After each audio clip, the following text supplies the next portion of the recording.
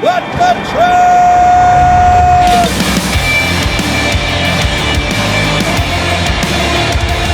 You are listening to What the Truck.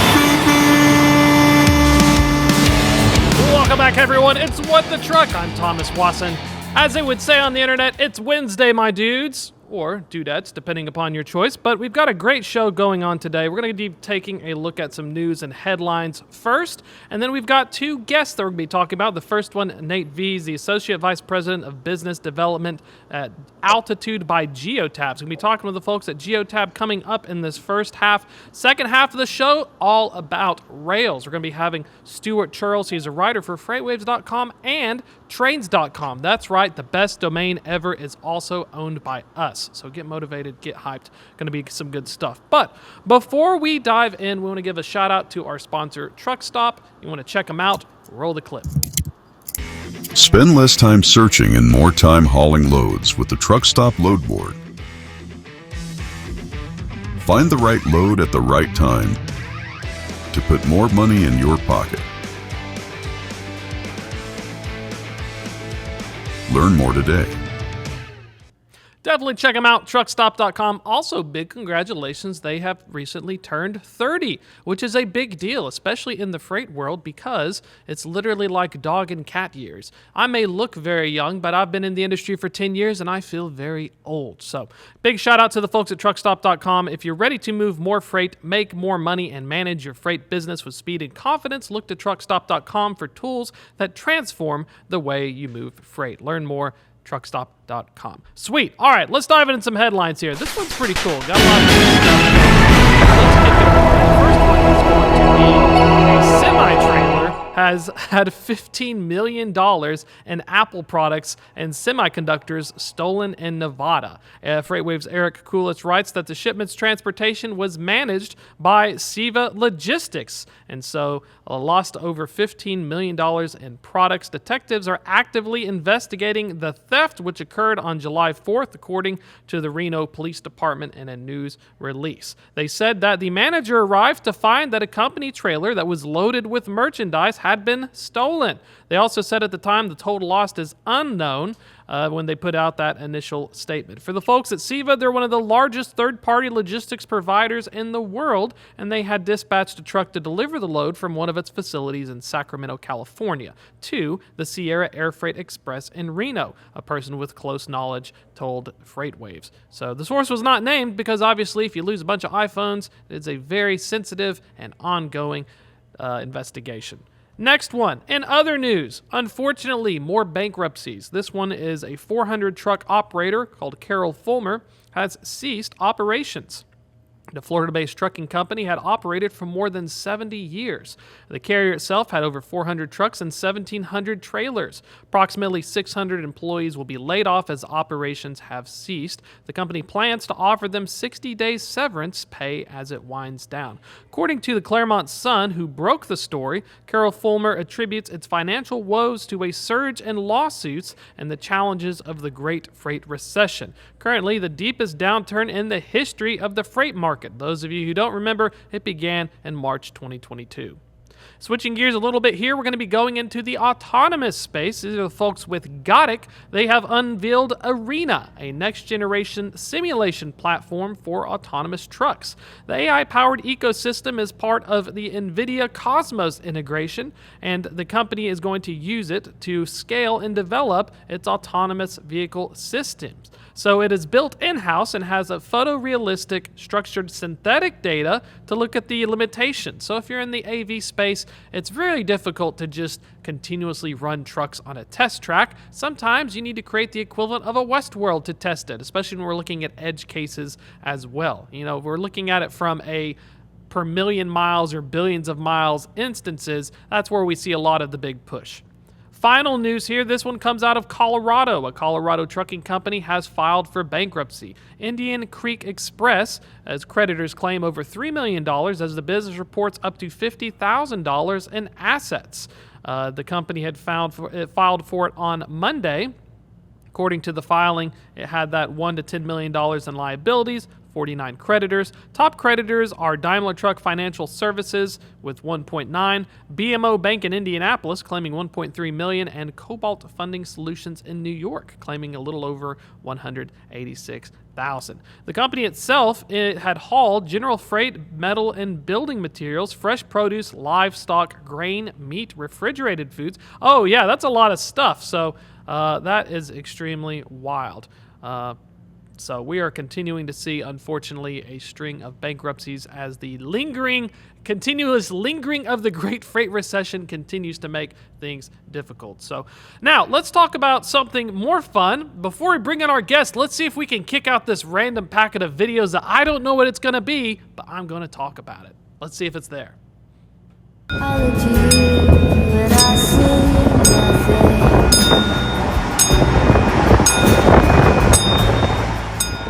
Glorious.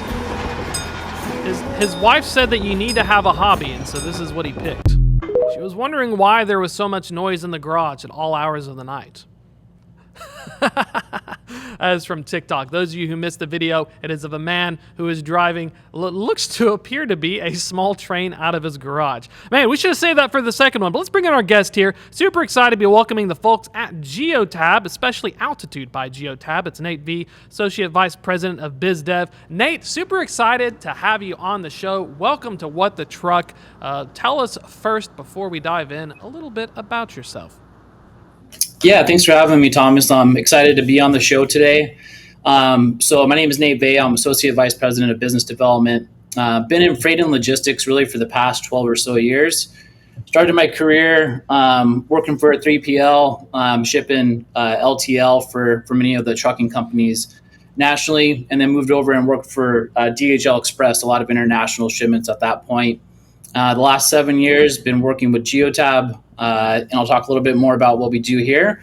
But I'm one of the leaders here at Geotab, and get the opportunity to still work with many of our fleet customers, but also broaden our approach and work with different state DOTs and cities, which we'll be talking about with the show today, some of the reports that we did there. So maybe just, Thomas, a little bit of background on who Geotab is. We're the largest commercial fleet and freight telematics provider. So probably many of the listeners on the show today are familiar with the ELDs, the mandates that were kind of incorporated a few years ago. We're one of the largest suppliers and vendors for that. So we have about a panel of about 5 million connected trucks and vehicles under management today, primarily in North America. I'd say about 80% of that is that piece. So we're collecting lots and lots of telemetry data from many of the largest national trucking companies, the last mile delivery companies, service fleets, gov fleet, everything in between that could be down to a local owner operator. So through that, about 4 years ago, we launched a business called Altitude by Geotab, which I've been a part of. And basically what that does is it takes kind of the underlying telemetry data that we capture from all the fleet and freight vehicles, and then we surface aggregate insights back to understand kind of the goods movement throughout the U.S. and Canada, primarily working with many state DOT cities across the nation to get a proxy and a pulse on how goods and fleet really move throughout their network. So that's what I've been doing the last 4 years. And I'm going to be talking a little bit about some of the study that we did that I think would be super interesting for not only the government agencies out there, but many of the fleets that we work with as well. I think it's a really cool report. I mean, it talks about, when you're looking at it, it's fascinating. I imagine I'm a government person thinking, I wonder how my city is performing. And so luckily you all have rated quite a few cities with what we're calling a freight efficiency score, and it's part of this real world data you are collecting from the vehicles. Talk about what goes into the three components. We'll have a little graphic as well. It's really fascinating because I always wondered how we're talking about, I think it's readiness, resilience, and externalities. Dive us into the thought process behind it, and then we'll start diving into some cities in a little bit. Yeah, sounds good. We took a look at probably, I think, around 8 different cities, mostly large metros, which we'll dive into some details there. But when we looked at the composition of how we rated how well a city performs in terms of their efficiency of moving freight, we looked at the infrastructure readiness, which is 60% of the weight. That's primarily around congestion, meaning like how persistent is congestion? When does is it predictable? Is it non-predictable? things like that. So basically monitoring, travel times and speeds against the posted road speed on all different type of roads, highways, primary, and others. So that was the biggest contributor to it. The second, as you mentioned, is resilience. So how quickly can a city or a state get freight vehicles back on the road, whether that's rerouting after a severe weather event like a hurricane, storm, a major event like the NFL Super Bowl and things like that. And then also the last one that you mentioned was the externalities. So this is really just related to idling. So a lot of time is wasted on idling, whether that's due to congestion or, many of the facilities are just backloaded in queues and things like that. Not always like the intentions of a fleet to idle if they don't have to, but just kind of due to some of the city constraints that they may have on the infrastructure. So that's really, we looked at all three of those contributions and how we stack range each of the cities that perform the best in each of those and also the worst. And let's look at some of the best, and then we'll check out some of the worst. We'll pull up our little map here showing the nations. The green one is good. The red one is bad. We've got the Mile High city of Denver at a score of 57 and Chicago at 54. Talk a little bit about what makes a city get in the green. And you can give specific examples if you've got a city that you think really stands out. Yeah, definitely. So Denver and Chicago ranked really high. Denver did really well on both congestion and externalities. So, able to move freight around efficiently, not a lot of delays per mile. Also because of that, there wasn't a lot of idling. I think they were the lowest city on the idling rank throughout the city. So they did well there. And I think a lot of that's contributed to the upgrades that the city of Denver has done to support fleet, whether that's, rerouting, getting the vehicles back on the road efficiently if there's a big storm that comes through, signal timing and things of that nature. Now, Chicago did really well in resilience. So as we all know, Chicago has some of the toughest kind of weather out there. And so the way that they dispatch emergency responses in the event that there's a big weather storm to clear snow is one of the key factors that played on their best ranking there. It's also interesting when you look at Chicago, they have kind of like a grid layout within the city. And so that allows them to actually reroute freight efficiently in the event that there's a lane closure or there's construction as well. So the way that they've developed their infrastructure really does support some of those freight-related needs, which kind of put them in the top tier for some of the cities that we looked at. And I like that data because when you're thinking about it, it's one thing to have and complain that there's traffic. Traffic exists in all large areas, but it's another thing to actually use the telematics data to quantify it and say, look, I know that traffic's kind of rough, but at the same time, comparatively speaking to other cities, and we're about to look at two of them that aren't doing too well, it could be much worse. And so let's kick the map back over here to the ones in red. The first one being Los Angeles, a battle of the two coasts. It's like a 90s rap battle. We got the East Coast and the West Coast. We got Los Angeles at 23, New York at 25. I guess the West Coast is indeed beating the East Coast at the moment, but dive into what makes these two so difficult compared to those good examples we just looked at. Yeah, this is the old age Biggie versus Pac, right? East Coast, West Coast.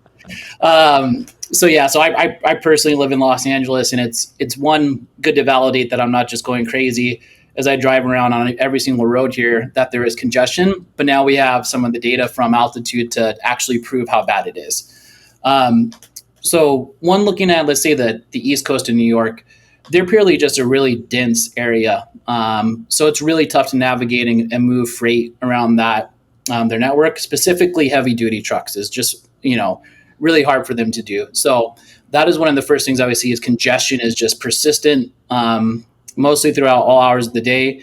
And it does cause a lot of congestion due to some backups related to heavy trucks and others.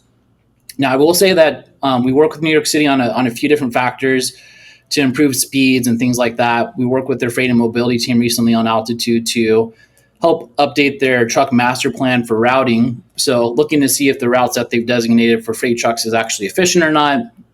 They've implemented things obviously recently like congestion pricing. And we went back and looked at some of the studies there to see if that improved some of the traffic flow. And what we did notice was about 44% of the roadways after congestion pricing was implemented, there was an improvement in travel times and speeds. Now, I think it's because they're forced to probably not move as many heavy trucks into the city at certain times, or you pay for that. But it did improve some of that traffic flow. Now, in Los Angeles, it's obviously a very car-centric type of city. Everybody drives a car to get everywhere. The public transit's pretty poor, in my opinion. But they, again, the congestion is persistent at all times. It's unpredictable. And, to get something off of the road when there is kind of, incidents that happen does seem to take a bit longer.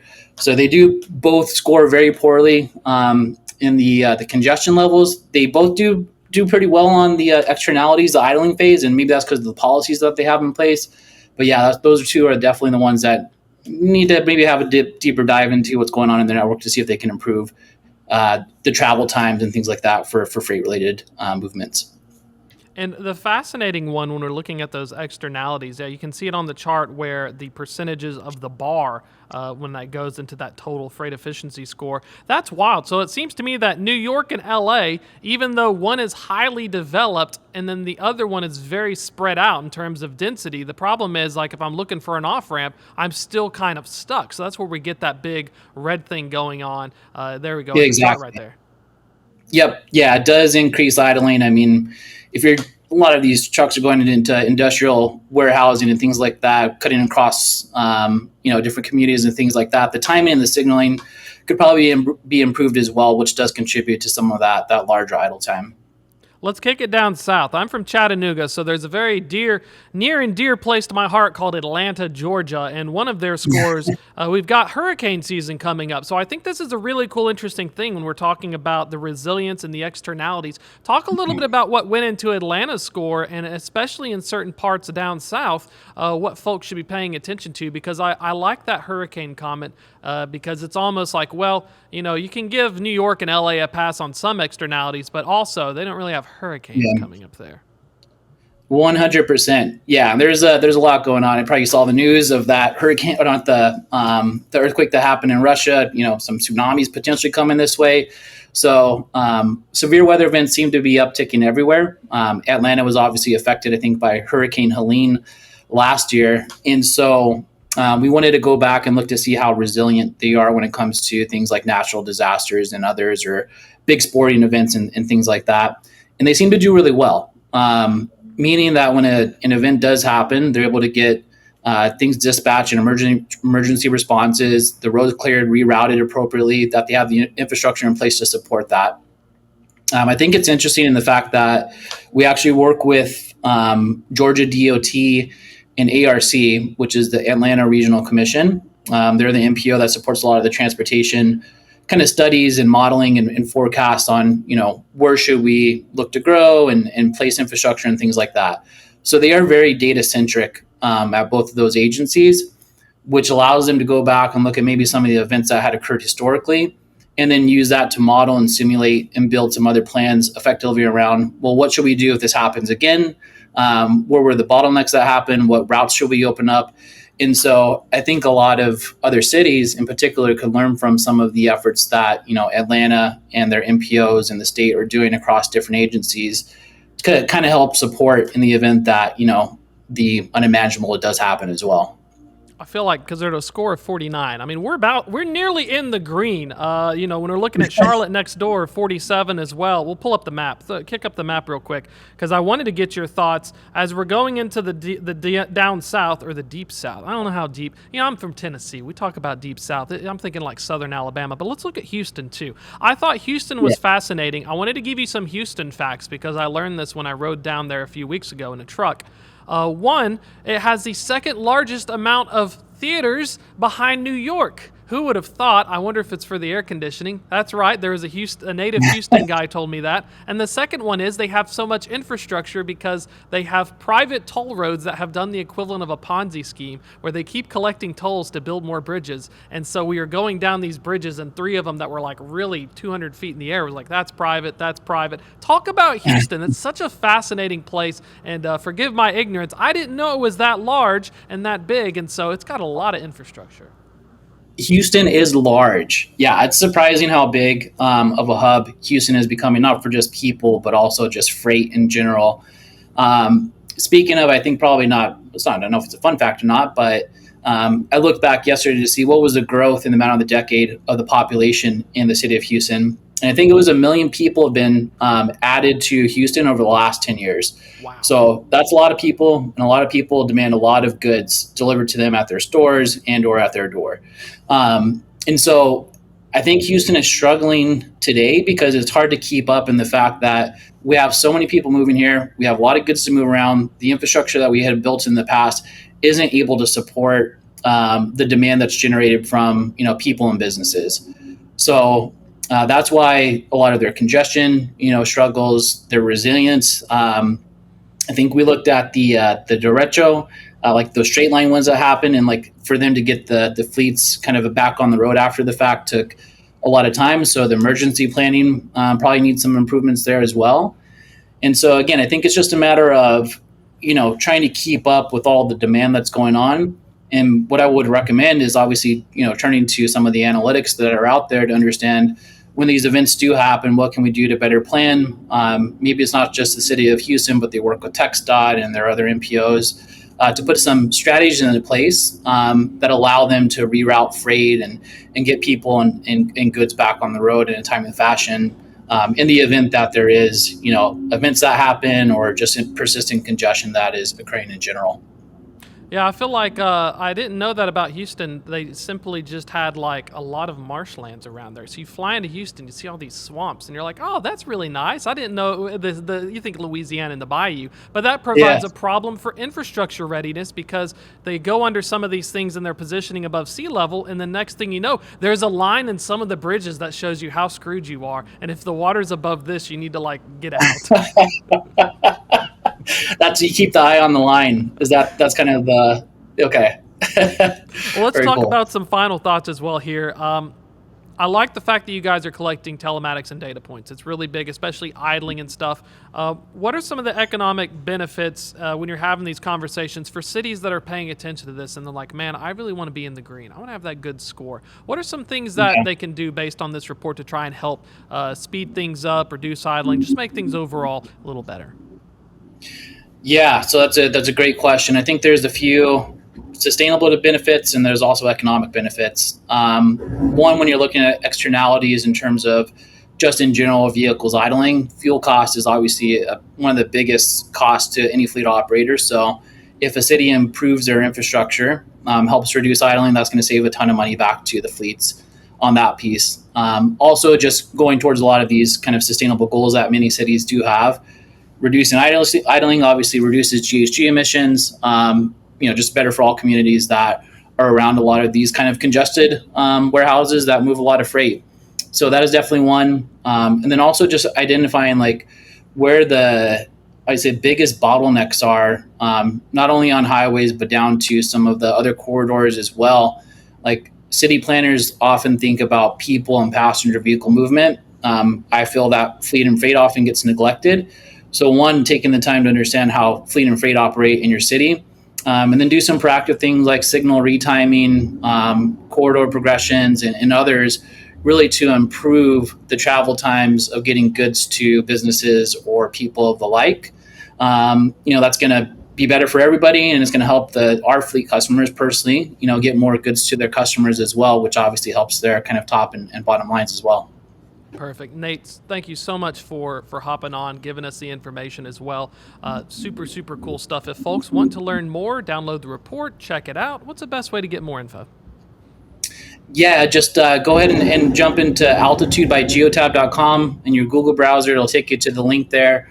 And then we'll have our report kind of on one of the product resource pages when you get to the website. Perfect. Nate, thank you so much again. We'll definitely have to catch up again soon. Yeah, appreciate it, Thomas. Thank you. Before we bring on our next guest, we have another round of random videos that I'm going to comment on. It's going to be kind of like Russian roulette. Let's kick it, and then we'll bring in Stuart.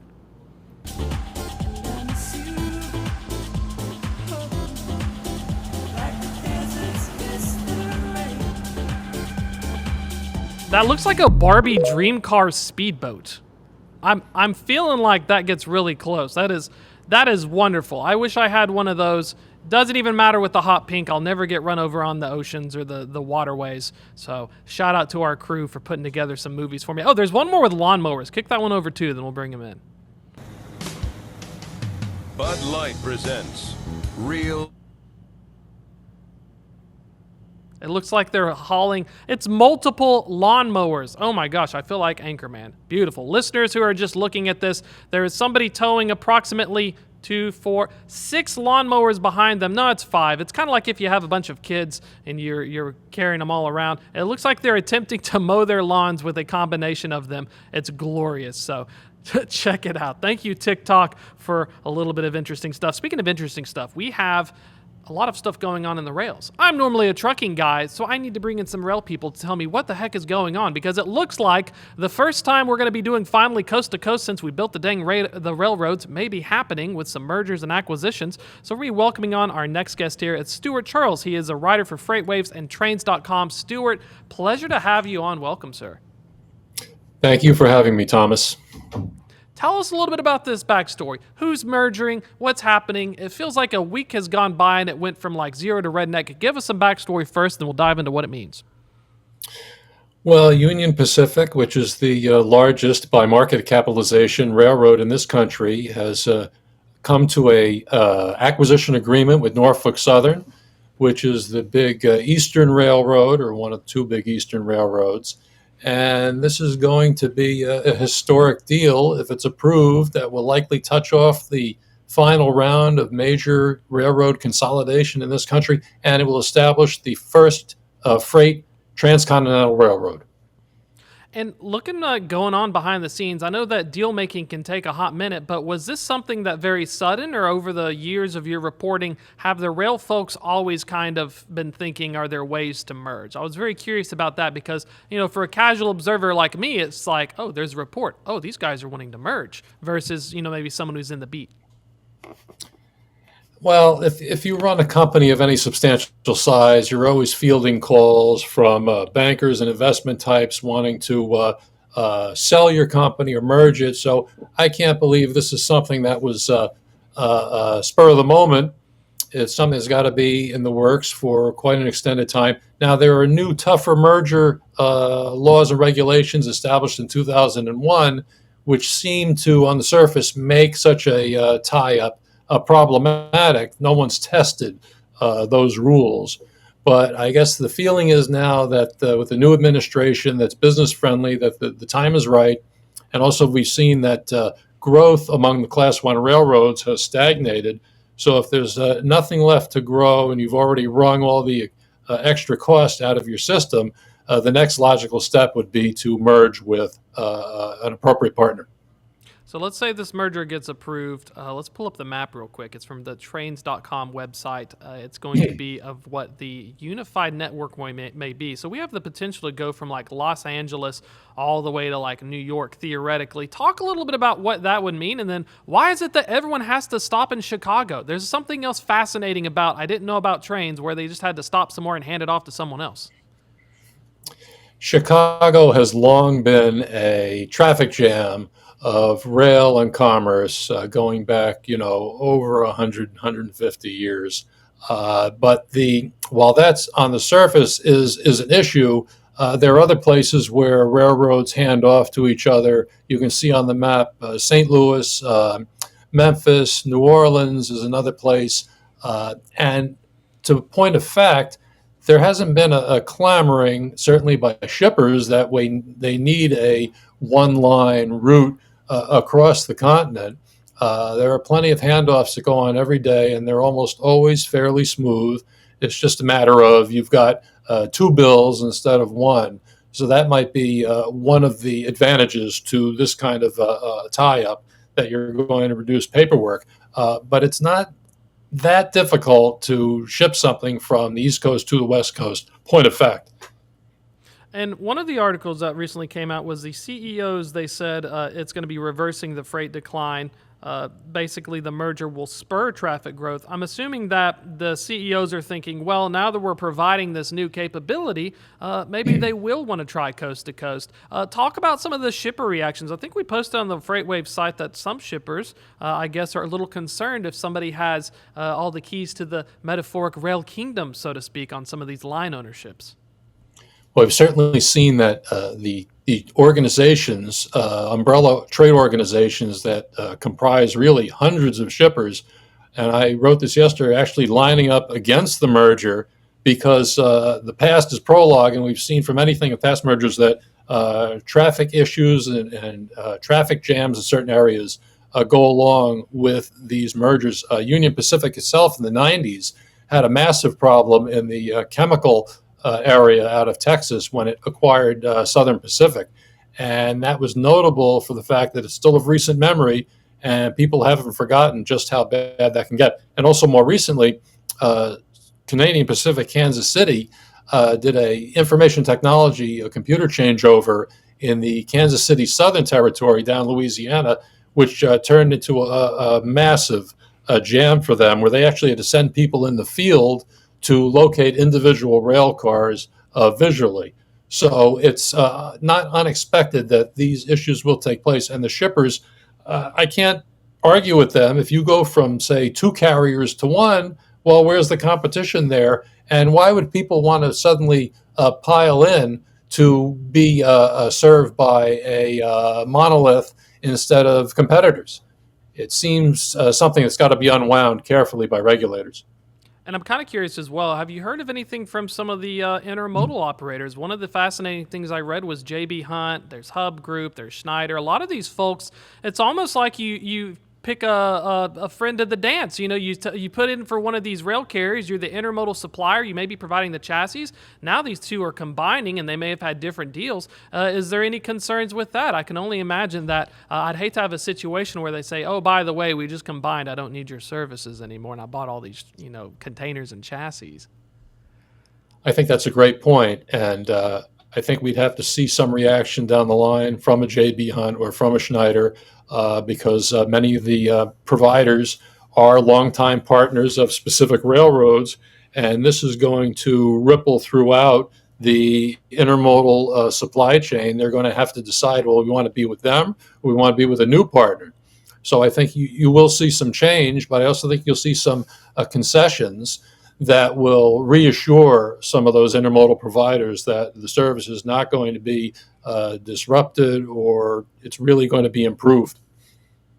And before we dive into the regulatory hurdles these folks have to face, I want to get another hypothetical here. When we're combining, I know in the truckload space, the problem is digesting your food in an M&A deal, which is you'll see these companies combine, but they don't actually vertically integrate. It's more of a fiefdom that pays, and then your balance sheet looks good. When we're thinking of this rail merger, are we thinking that maybe they'll still operate in their own lane, but the combined company will look good on the board? Or do you think that if these two get together, or we're going to have a situation where they're going to actually combine everything and they're going to share the same systems, the whole shebang? It's hard to say exactly, but it's notable in the proposal for this acquisition that the new railroad is going to be known as Union Pacific. It's not going to be known as Union Pacific-Norfolk Southern or something else. So Union Pacific will be the company that's running the show. And in the past, we've seen significant cultural clashes among railroads that try to get together. In fact, railroad is so tightly tied to its history, it's almost hidebound that way, that people still refer to many routes from, 3 railroads ago, this is the Missouri Pacific, or this was the Alton, or whatever. So it's hard to escape that. But it seems like, I think that eventually UP is going to impress its operating practices and policies on all aspects of Norfolk Southern's network. It's just a question of how long that's going to take in the transition. So let's talk about next steps. They've announced it. They say we want to merge. We're making some deals. For folks like myself who are unfamiliar, what are the next steps that we need to think about, and what are some of these hurdles they're going to have to clear? Well, there's if you go to the STB's website, they've been very prompt about putting up a merger resources pages that people can exactly see what the steps are, what the timeline is. But specifically, the next step would be what's called a preliminary filing, meaning that the parties, the railroads, would have to notify the STB that they plan to make a larger, more formal application. And the railroads have already said that could take as long as 6 months. So that's the next step in the process, is a preliminary application, which could take its place as early as today. I've been checking all day, I haven't seen it yet. But the preliminary filing is the next step. Now, what becomes much more complicated is from the time of the actual filing, that starts the time frame. And they're going to have to make a very extensive filing about here's how we see ourselves being put together, here's how we're going to serve customers, here's how we're going to serve communities, here's how we're going to serve environmental concerns, here's how we're going to serve every aspect of a railroad merger and how it applies to specific regions and areas and operations. It's going to be very complicated, and it's going to take the STB a lot of handwork to go through all these things to make a determination. It's a very high bar. How many folks are on the STB? I think Mike Bodendistel and a few other folks have explained that whoever gets appointed to the STB is important, the makeup of it as well. Tell us about that. Is it something where it's like a panel of 3 people who vote yes, or what do you think's that process if you get the green light or the red light? Is it the STB first, or are there other federal regulators that can like weigh in or kind of nudge it? That's a great question, because it's important to know that the STB has final determination in this case, and it's currently led by Patrick Fuchs, who's appeared on some of our other podcasts. He's been very intent on streamlining the agency at making it responsive to the industry. And people should know that the STB issues 400 decisions a year. So this is just one in a score of what they do for the industry in terms of shipper complaints and services and trackage rights, things like that. So you have your 5-member board, which currently is split evenly 2 and 2 between Republican and Democrat appointees. There's 1 vacant seat. There's been a lot of speculation about who and when that seat will be filled. There's really been no public comment on that from the agency. Today, I did see an article in a competing publication of an industry insider who wants to fill that seat. So that's a possibility, although it's very hard to campaign for this type of appointment. But what else happens remains to be seen. And that's something that will probably begin in 2026 and run in parallel with the evaluation of the merger. So it gets to be complicated. But the next appointee, of course, will be GOP appointed, so there will be a 3-2 advantage there on the board. And when we're looking at appointees, I know the FMCSA and other ones, you've got political ones. You want to have like the Senate decide. You get an official Senate confirmation hearing. For stuff like the STB, is that kind of, because that's actually a really good wrinkle. We've got the stuff. The STB needs to look at it. They're down a person. They need another person. So we want to try who's going to try to tip the scales. How do they get elected? How do you get, like, what if I want to be on the STB? Who do I got to get, like, holler at? I'll just say that any potential appointee is recommended by the agency to the White House. That person is vetted. The White House makes its recommendation back to the agency. But in the end, it's really up to the agency itself, and they operate very independently, regardless of political affiliation. And Patrick Fuchs, the chairman, is very committed to being an independent adjudicator, especially in terms of a deal that's this big and this industry changing. So there will be recommendations, but in the end, it'll be the determination of the agency itself. And it feels like the past 3 years have been blockbuster deals. We've seen a lot of mergers. We had the Canadian guys merging with the Kansas folks, a bunch of others. Is there any other historical context? You mentioned earlier the 100+ years of rail lore. I mean, is this something kind of we saw in the early, I think, during the Gilded Age, where there was a litany of tiny railroads? They all started gobbling each other up because they couldn't figure their stuff out. And now we're in the very opposite, where the biggest cats are like combining and blobbing. Is there any kind of historical precedence to this in your experiences or opinion? Well, we all know that the building of the Transcontinental Railroad itself was authorized under Abraham Lincoln, and there was some feeling that, well, here we go, we're going to have the infrastructure in place, so we have the railroad in place. But for different historical reasons through different eras, that's never taken place. To my knowledge, there's never been a proposal for a transcontinental system, although there's anecdotal information that some railroads, Southern Railway and some other railroads out west, had mused about the possibility of joining systems, but just seemed to be too steep a mountain to climb. And at the time, their business was highly regulated, rates were controlled, so there was no real urgency to get together in a business sense. But by the same token, there are stories about the Yankees and Red Sox musing about trading Ted Williams for Joe DiMaggio because those players would be better fits for those stadiums. Again, that's just idle talk, in the back room over a drink, and never really came to fruition.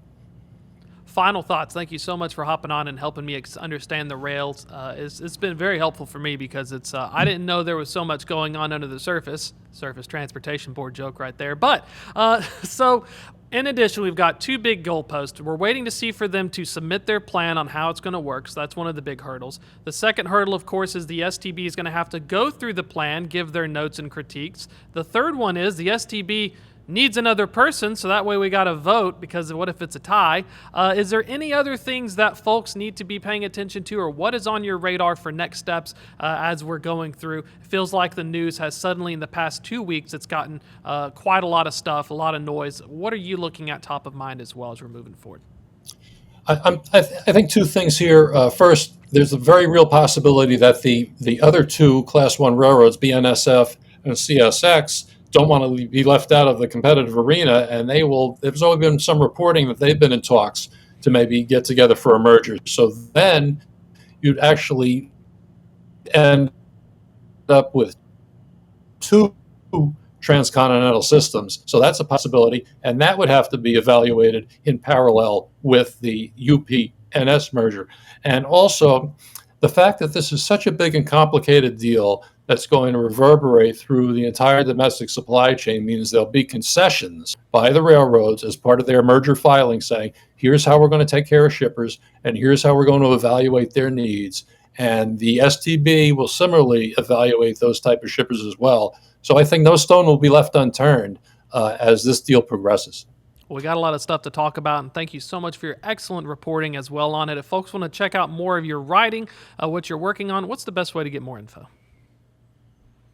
They can go to FreightWaves.com and look for my work under rail and also under ocean shipping. And I'm on LinkedIn, and it's easy to find me and easy to get in touch with me. I appreciate it. Thanks so much, for your Stuart. time. Yeah, we'll catch up again soon. Thank you again. Thank you. All right, that's going to be we're coming to a close on the show. Play the other clip as well. We're going to have a quick, what are we looking at here? It looks like it's a vehicle with something strapped on top of it. Is that a person or a very large pole? It looks like a ladder. They're backing up and doing crazy stuff here. That's like me trying to navigate a parking lot. I really appreciate, somewhere out there an autonomous vehicle developer's like, man, I know that feeling. We've been there before. This poor fella. It's like the Austin Powers scene where he gets stuck and he's backing in and out with Mike Myers. Oh, he managed to turn away. There we go. Beautiful. All right. Well, goes to show, folks, if you're hauling a ladder on a minivan, make sure that the ladder is folded in. Also, don't try to tape it down with basic things like yarn. Ha! All right, folks. Well, we got a little bit of housekeeping here as well in these last 2 minutes of the show. One of them is, of course, we have the FreightTech Awards are open. So what you want to do is get your nominations in for the FreightTech 100. That is, of course, the top innovators voted for by the industry. And so where you're going to go to is when you're going to go nominate it, you're going to go to freightwaves.com/awards/FreightTech Awards, or you can just Google it. You can click here on a little button to nominate, and then we're going to have, let's see here, the top 100 winners are going to be announced on September 22nd, and then the top 25 are, there it is, going to be announced on October 22nd at F3, the Future of Freight Festival. Do we have any audio on that video? Kick that video again real quick. I'm going to restart that thing. We're going to give them the F3 spiel. They don't even have me on there. I'm insulted. Where am I in the B-roll? They had Mary up there. I feel in... No, I want to talk about it. Too sensitive, but definitely check it out. F3, Future of Freight Festival. That's under live.freightwaves.com/F3. It's at an earlier date this year, October 21st and 22nd. I know y'all are normally happy with November. Tennessee in October is really good. Technically, knock on wood, it's one of our drier periods as well. Yes, that's right, folks. The Tennessee Valley is right against the side of the Appalachian foothills.